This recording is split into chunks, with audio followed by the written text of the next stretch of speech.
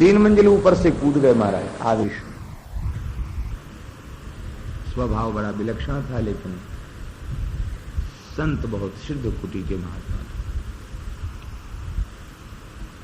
भगवान ने ये कान पीने के लिए बनाए हैं। श्रवण केवल कर्ण कुहर के द्वारा श्रवण होता है। देखो, श्रवणेन्द्रिय को कर्ण कुहर वर्ती जो इंद्रिय है उसको श्रवणेन्द्रिय कहा गया। ये श्रवणेन्द्रिय नहीं है, इस कर्ण के कुहर के भीतर का जो पर्दा है ना, भीतर का यंत्र, ये श्रवणेन्द्रिय है, ये श्रवणेन्द्रिय है। तो इतना बड़ा भगवान ने क्यों बना दिया? तो दोनों के आकार का क्यों बनाया? बोले पीने के लिए बनाया। क्या पीने के लिए? कथा के अमृत को भर भर कर पीने के लिए। जैसे लोग कीप होती ना, कीप से तेल वगैरह डालते हैं तो फैलता नहीं है, ऐसे भगवान ने ये दोनों शरीर की कीप जैसी इसमें बीच में छिद्र कर दिया कि बस सीधे कथा सुनो और दोनों कानों से कथा सुन करके हृदय के पात्र में उस कथा के रस का संचय कर लो। बोलो भक्त वत्सल भगवान की जय। भगवान की प्राप्ति का यही उपाय है। विविध कामनाओं की पूर्ति के लिए विविध देवी देवताओं की उपासना का वर्णन किया गया। ब्रह्म तेज की कामना हो तो बृहस्पति की उपासना करे, इंद्रियों में बल की कामना हो तो इंद्र की उपासना करे, संतान की कामना हो तो प्रजापतियों की उपासना करे, धन की कामना हो तो देवी की उपासना करे, तेज की कामना हो तो अग्नि की उपासना करे। वर्तमान समय में देवी जी के पूजन की बाढ़ आ गई। राम मंदिर कृष्ण मंदिर बनवा दो तो उसके राग भोग का खर्चा चलना भी मुश्किल हो जाएगा। देवी जी का मंदिर बनवा दो, पूजाने में देवी जी बहुत आगे हैं। और तो कहीं कहीं तो शनि महाराज भी पूजाने में बहुत आगे निकल रहे हैं। राम कृष्ण की पूजा बहुत कम हो रही है। क्यों? उसका कारण यही है कि धन की सबको जरूरत है। संसार से मुक्त होना, इस चक्र से हम छूट जाएं, भगवान हमें मिल जाए, ये अभिलाषा लोगों के मन में नहीं है। सबके मन में यही है, हमको ये मिल जाए, ये मिल जाए, ये मिल जाए। ये धन संपत्ति देने वाली देवी जी। लेकिन श्री चरणदास जी महाराज ने तो अपने एक पद में कहा है कि भगवान से ज्यादा देने वाला कोई आज तक हुआ ही नहीं। सुदामा जी को जो ऐश्वर्य दिया है, ऐसा ऐश्वर्य किसी देवता ने किसी साधक को दिया हो तो बताओ। विभीषण को जो दिया है, ऐसा ऐश्वर्य किसी देवी देवता ने भगवान किसी को दिया हो तो बताओ। ज्ञान, तप, मोक्ष, प्रत्येक चीज को स्मरण करा के वे कहते भगवान से ज्यादा कोई देने वाला नहीं। क्यों? भगवान अनंत असीमित हैं, इसलिए उनके देने की शक्ति भी असीम है, अनंत है। देवताओं में देने की जो शक्ति है वो भी स्वतंत्र शक्ति नहीं है, स्वतंत्र सामर्थ्य नहीं है, भगवत प्रदत्त सामर्थ्य है। और वे सीमित दे सकते, असीमित नहीं दे सकते।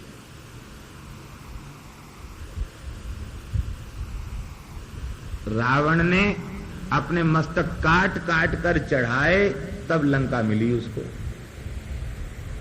एक मूली भी काट के देखो कितना कष्ट होता है। हम तो उसकी निष्ठा को सराहेंगे कि धन्य है, भले ही कोई संसार की कामना से ही सिर काट काट के शंकर जी को चढ़ा दिए, तब उसे लंका का ईश्वर मिला। और विभीषण शरण में गए तो एक चुल्लू जल भी नहीं चढ़ाया। इतना बड़ा समुद्र था, एक चुल्लू में पानी भर के राम जी के चरणों में चढ़ा देते, एक तुलसी दल चढ़ा देते। घर में तुलसी लगी थी, नव तुलसी का वृंद कहाँ देख हर उसका पिराए। वहां से तुलसी दल लेके चलते, फूल लेके चलते, और महाराज नहीं कुछ नहीं था तो समुद्र का जल ही चढ़ा देते। कुछ नहीं चढ़ा, केवल प्रणाम किया। श्रवण सुजस सुने आई हो, प्रभु भंजन भव भीर, त्राहि त्राहि आरती हरण, शरण सुखद रघुवीर। और श्री ठाकुर जी ने जो संपत्ति शिव रावण दीन दिए दसमात, सुई संपदा विभीषण ही, सकुच दीन रघुनाथ। हस प्रभु चाड़ी भजहीं जे जाना, ते नर पशु बिन पूछ विषाणा। वो बिना सिंह पूछ के पशु हैं, इसलिए अनन्य भाव से भगवान की ही उपासना। और देखो, जैसे वृक्ष की जड़ में जल सींचने से संपूर्ण वृक्ष हरा भरा हो जाता, ऐसी भगवान की उपासना से संपूर्ण देवता तृप्त हो जाते हैं, कोई बाकी नहीं रहता। तृप्त होने की बात तो छोड़ दो, देवता नतमस्तक हो जाते, शिष्यता स्वीकार कर लेते हैं। नाभाजी लिखते हैं, हरिव्यास तेज हरि भजन बल देवी को दीक्षा दी। श्री हरिव्यास देवाचार्य जी महाराज ने देवी को दीक्षा दे दी, देवी को वैष्णव बना दिया। हरिव्यास तेज हरि भजन बल देवी को दीक्षा दी। श्री नरहरियानंद जी के बारे में, निपट नरहरियानंद को करदाता दुर्भावई, खेचर नर की शिष्य निपट अचर जी हार। श्री पहाड़ी जी महाराज ने देवी को मंत्र दे करके वैष्णवी देवी बना दी। तो कहने का तात्पर्य यह है कि ये देवी देवता भी संत के भजन के प्रभाव के आगे नतमस्तक हो जाते हैं।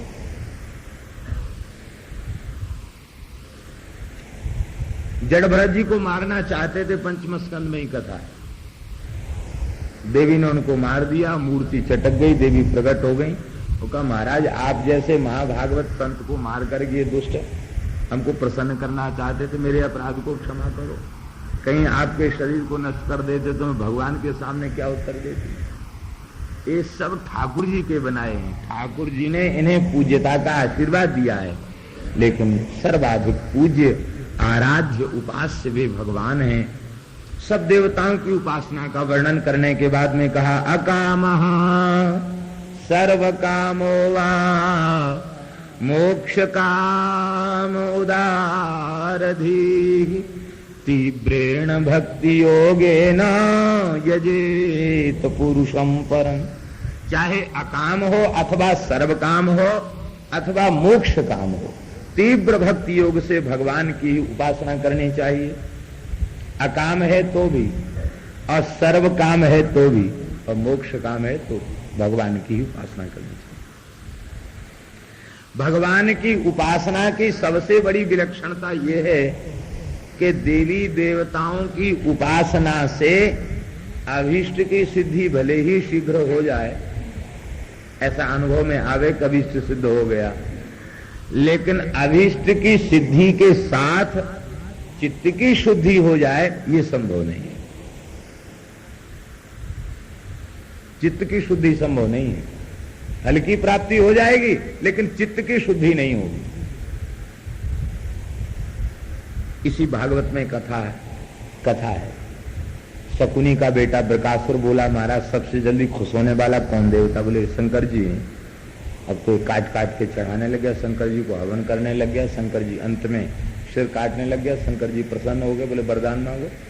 पार्वती को देख के उसका मन बदल गया, बोले ये पार्वती हमको मिल जाए तो अच्छा है। बोले जिसके सिर पे हाथ रखे वो भस्म हो जाए। शंकर जी भागने लग गए। पार्वती जी घबरा गई, भगवान की शरण में गई। भगवान ब्रह्मचारी बन के आए, बोले रे भाई बृकासुर कहाँ भागे चले जा रहे? आत्मा संपूर्ण आनंद का खजाना है, उसे छोड़ के कहाँ जाते? ऐसा मीठा बोले कि वो खड़ा हो गया। राम राम, तुम्हारा सारा शरीर पसीने में लथपथ हो रहा है। किसके पीछे? किसी पागल के पीछे भाग रहे? अरे नहीं, देवाज देव महादेव। अरे बोले वो तो ऐसी पागल घूमते हैं, जब से दक्ष ने शाप दे दिया उनका कुछ लगता नहीं है। उन्हें वरदान दिया है ना कि हाथ रखने से भस्म हो जाएगा, तो तुम्हारे हाथ में कोई गर्मी है क्या? उसने देखा नहीं महाराज, हाथ तो बिल्कुल ठंडा है। अरे बोले वरदान तो झूठ है। कि नहीं, सिर पर जैसे ही स्पर्श कराएंगे तो भस्म हो जाएंगे। बोले स्पर्श कराने के पहले थोड़ी गर्मी का अनुभव तो होगा। ऐसी बातों में फंसा लिया। वो धीरे से हाथ मस्तक के पास लाया, गर्मी का अनुभव तो हुआ नहीं। अरे बोले शंकर जी का वरदान तो झूठा है, जैसे ही सिर पे रखा भस्म हो गए। भगवान प्रकट हुए, बोले ऐसे वरदान मत दिया करो, आप कोई संकट आ जाए। बोले कोई बात नहीं, संकट से रक्षा करने वाले आप हैं तो सही। संत कभी चिंता करते हैं क्या? चिंता आप करो, हमसे मांगा हमने दे दिया। तो अब देखिए यहां समझने की बात यह है बुद्धि शुद्ध नहीं देता। सूर्य की उपासना धन की कामना से सत्रा जितने की मणि मिल गई, लेकिन बुद्धि शुद्ध भाई, यदि बुद्धि शुद्ध होती तो भगवान ने कहा था कि ये मणि उग्रसेन को दे दो, तो कहते ठाकुर जी कह रहे हैं, ठाकुर जी की बात कौन नहीं माने, तुरंत दे देते। कहता महाराज उग्रसेन को नहीं, हम तो आपके चरणों में भेंट करते हैं, आप जिसे चाहो दे दो, कोई संकट ही नहीं होता। महाराज बड़ा पूजनीय बन जाता वो, लेकिन नहीं, बंधु सहित भयो निधन आपनो निंदा सब हिन कीनी। बुद्धि की शुद्धि भगवान की उपासना की सबसे बड़ी महिमा है कि चाहे वह सकाम हो अथवा निष्काम, उपासक की बुद्धि पवित्र हो जाती।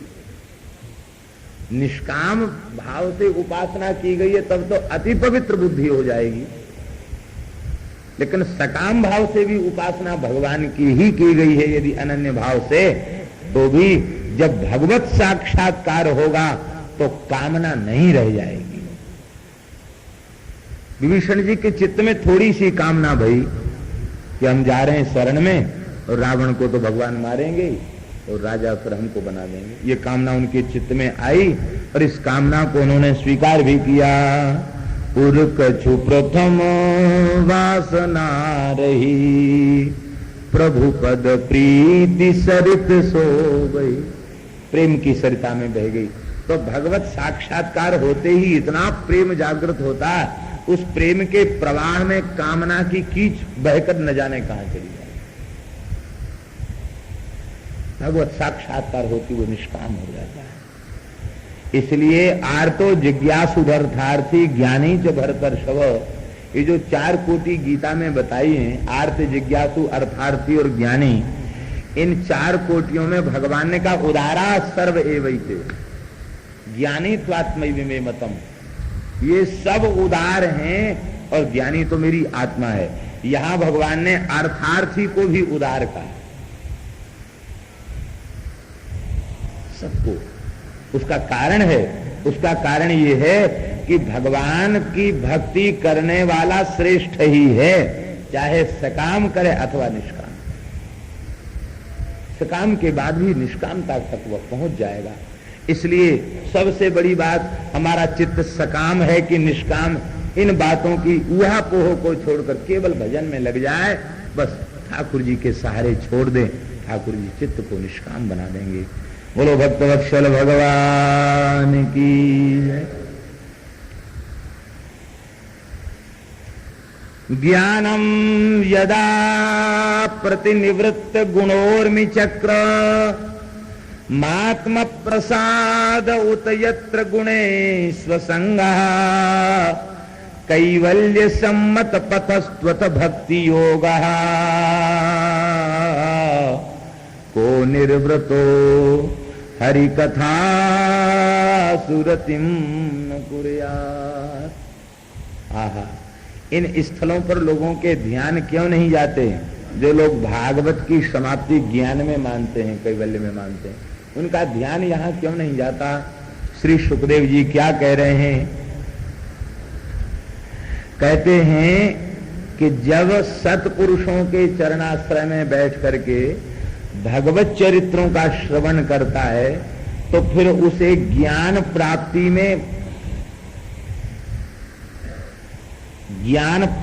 में कठिन श्रम नहीं करना पड़ता।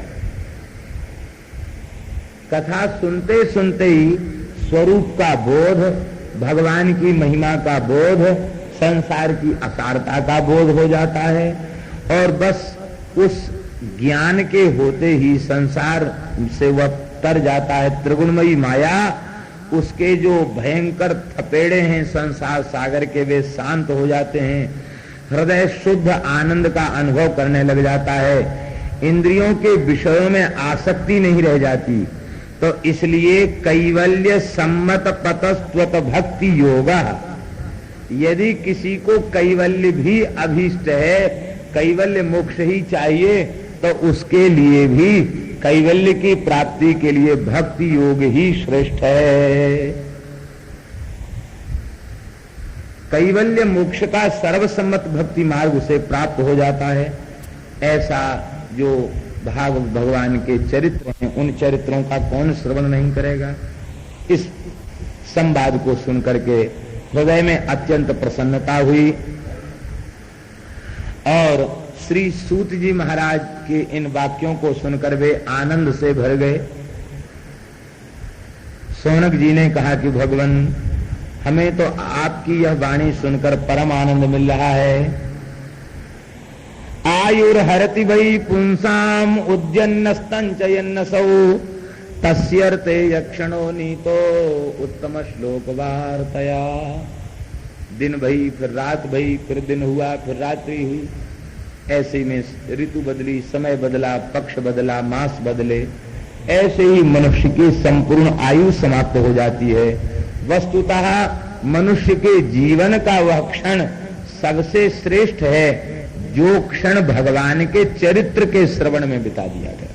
भगवान की कथा के श्रवण में जितना समय व्यतीत कर दिया गया, समझ लेना चाहिए कि हमारे जीवन का उतना ही क्षण वह भाग्यशाली क्षण है। क्या वृक्ष जीवित नहीं रहते? क्या लोहार की धोकनी श्वास नहीं लेती? और क्या सूकर कुकर आदि विष्टा भोजी खाते पीते या संतान उत्पन्न की क्रिया क्या नहीं करते हैं? यदि कानों में भगवान का नाम नहीं गया तो वह कान सर्प के बिल के समान है, जिह्वा मेढक की जिह्वा के समान है, उसका मस्तक भार धड़ के ऊपर लदा हुआ केवल एक भार है, उसके हाथ मुर्दे के हाथ हैं जो भगवान की सेवा नहीं करता। उसके नेत्र मयूर पक्ष के समान हैं। बरहायिते ते नयने नराणाम लिंगानि विष्णोर्न निरीक्षितो ये पादौ नृणाम तौ ध्रुव जन्म भाजौ क्षेत्राणि नानो ब्रजतो हरेरियौ। जिसकी आंखें भगवान का दर्शन न करें, भगवान की मूर्ति, तीर्थ, नदी आदि का दर्शन न करें, वो मयूर पंख के समान है। देखो यहां भगवान का दर्शन और विष्णोर लिंगानी, लिंगानी का अर्थ होता है चिन्हानी, विष्णु चिन्हानी। विष्णु के चिन्ह क्या है? ऊर्ध्व पुंड, तुलसी आदि जो है ये भगवान के ही चिन्ह, भगवान का स्वरूप। इसका मतलब केवल भगवान का दर्शन नहीं, भगवत स्वरूपधारी संतों का दर्शन करने से भी नेत्र कृतार्थ होते हैं, क्योंकि भगवान के चिन्हों को वे धारण करते हैं। इसने विष्णु और लिंगानी केवल मंदिर और मूर्ति का दर्शन नहीं, संत का दर्शन। भगवान के दो प्रकार के स्वरूप हैं, एक स्वरूप तो मंदिर में विराजमान अचल,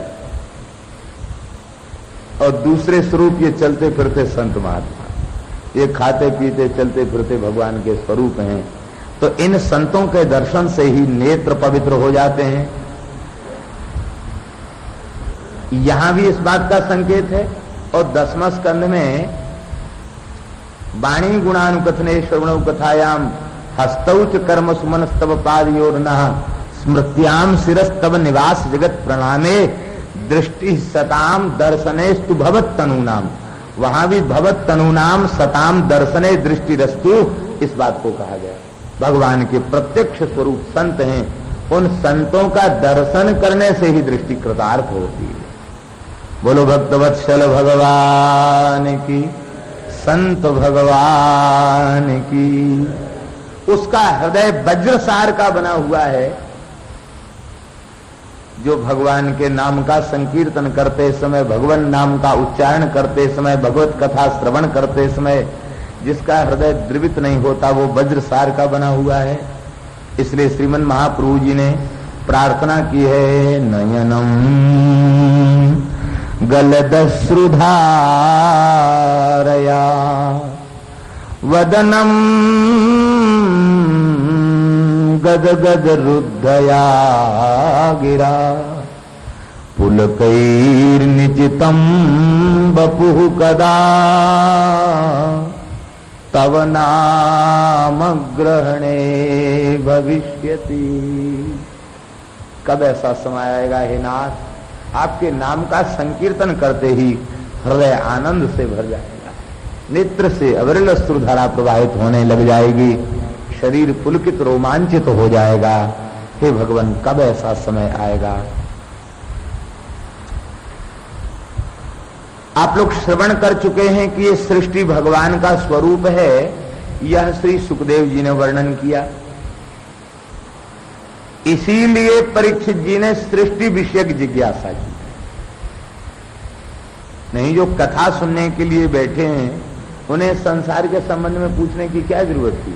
लेकिन जब सुखदेव जी ने कह दिया कि ये सारा जगत भगवान का ही स्वरूप है, तो ये भगवान का स्वरूप है, इसका वर्णन करके सुनाइए। इसलिए सृष्टि विषयक प्रश्न केवल सृष्टि का प्रश्न नहीं है, ये भगवान के विराट स्वरूप की जिज्ञासा विषयक प्रश्न है। उस प्रश्न को सुना। श्री सुखदेव जी महाराज ने पहले भगवान का स्मरण किया। नमः परस्मै पुरुषाय भूयसे सद्व्यवस्थान नरोधलीलया गृहीत सत्य तृतीयाय देहिनाम अंतर्भवायानुपलक्ष वर्तमने इत्यादि श्लोकों में भगवान का मंगल स्मरण करते हुए कहा, यत् कीर्तनम यत् स्मरणम यदीक्षणम यद वंदनम यत् श्रवणम यदर्हणम लोकस्य सद्यो विधुनोति कलमसम तस्मै सुभद्र स्रवसे नमो नमः।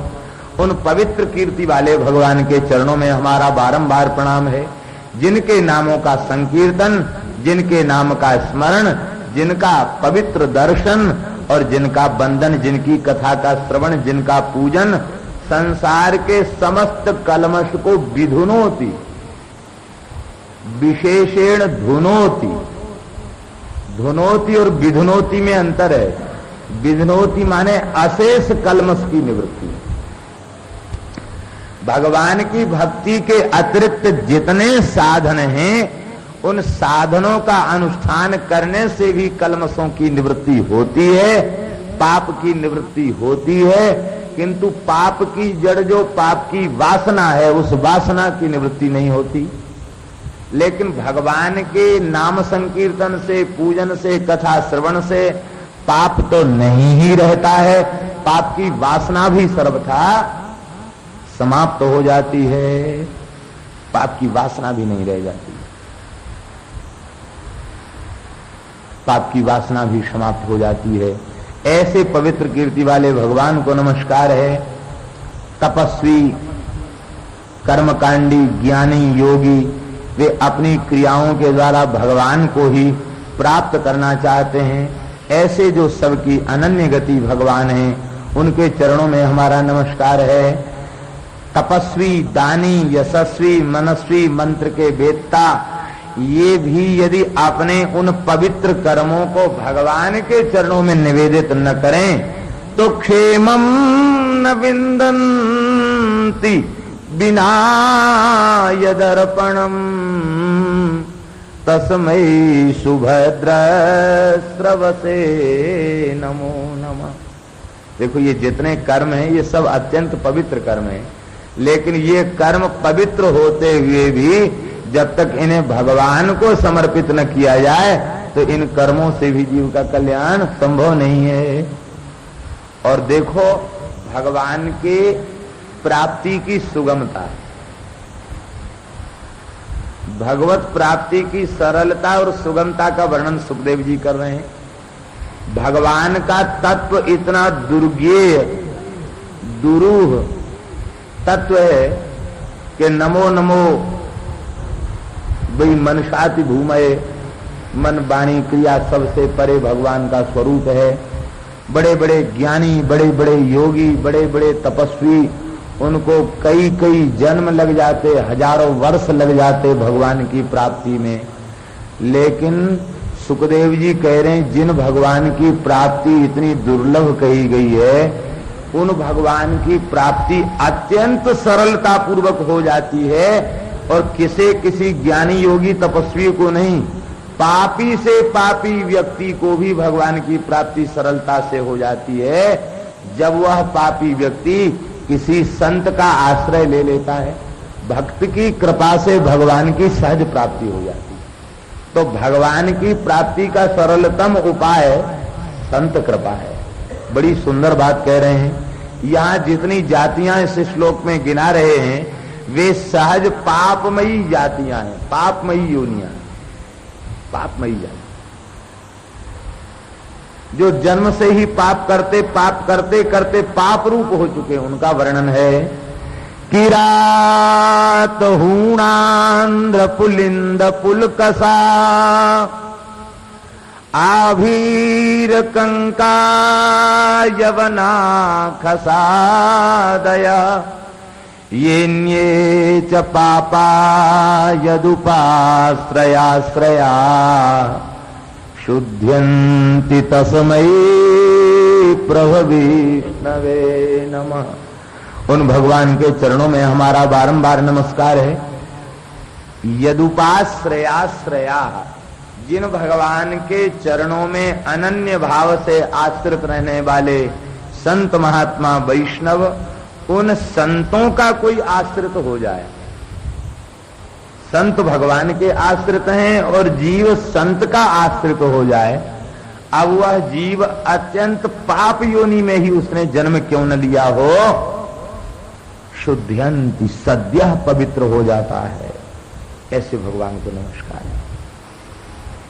किरात हूण आंध्र पुलिंद पुलकस, इन सबके चरित्रों को देखा जाए पुराणों में, पौराणिक काल से लेकर अब तक के जितने भक्त हुए उनके चरित्रों को देखा जाए तो महाराज इसी श्लोक की व्याख्या में कितने दिन लग जाएंगे। उन संतों का एक एक का चरित्र सुनाओ तो बहुत समय। बड़े बड़े दिव्य चरित्र हैं। शबरी शबर जाति में ही तो थी, सहज पाप योनि में जन्म लेने वाली शबरी, उस शबरी के फलों को भगवान ने स्वीकार किया, शबरी की सेवा को भगवान ने स्वीकार किया। रसखान आदि भक्त, काले खां आदि भक्त मुस्लिम वर्ग में उत्पन्न हुए, यवन थे, म्लेच्छ थे, लेकिन इन मुसलमान भक्तन पर कोटि हिंदू बारिये, इन मुसलमान हरिजन पे कोटि हिंदू बारिये। इनकी भक्ति के आगे महाराज बड़े बड़े भक्त नतमस्तक है। ऐसी इनकी भक्ति की बड़ी भारी महिमा है। जगाई मधाई कितने पतित थे, करोड़ों करोड़ों अजामिल उनके ऊपर न्यौछावर थे, उनकी पतताई पर। ऐसे पतित थे, भले ही ब्राह्मण कुल में जन्म लिया था, लेकिन वे पाप करते करते पाप रूप हो चुके थे। और श्रीमन नित्यानंद महाप्रभु का कृपा दृष्टि पड़ी, श्री हरिदास ठाकुर की कृपा दृष्टि पड़ी, तो जगाई मधाई को महाप्रभु ने अपना पार्षद बना लिया। हमारे वृंदावन में बड़ा भयंकर उग्र नरवाहन जी, जो किसी समय बड़े भारी डकैत थे, दस्युराज थे, और श्रीमन हरिवंश महाप्रभु का दर्शन हुआ, कृपा हो गई, तो शुद्ध्यंती, वो तत्काल पवित्र हो गया वो दस्युराज। और फिर नरवाहन जी की छाप के भेंट के कई पद 84 जी में प्राप्त हुए।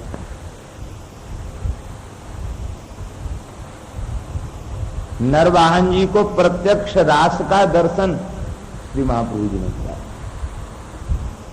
तो पापी से पापी, निकृष्ट से निकृष्ट व्यक्ति संत की कृपा पड़ जाए, संत की कृपा दृष्टि हो जाए, शुद्ध्यंती, उसी क्षण शुद्ध हो जाते हैं, उसी क्षण पवित्र हो जाते हैं। ऐसे भगवान के चरणों में हम सबका नमस्कार है। बोलो भक्त वत्सल भगवान की। प्रचोदितायेन पुरा सरस्वती वितन्वताजस्य सतीं स्मृतिं हृदि स्वलक्षणा प्रादुर्भूत किलास्यतः समय ऋषीणां ऋषभ प्रसीदताम् भूतैर्महद्भिर्यैमा पुरो विभुर निर्मायसेते यदमूषु पूरुषः भुंक्ते गुणान् षोडश षोडशात्मकः सोलंकृशिष्ट भगवान वचांसि में।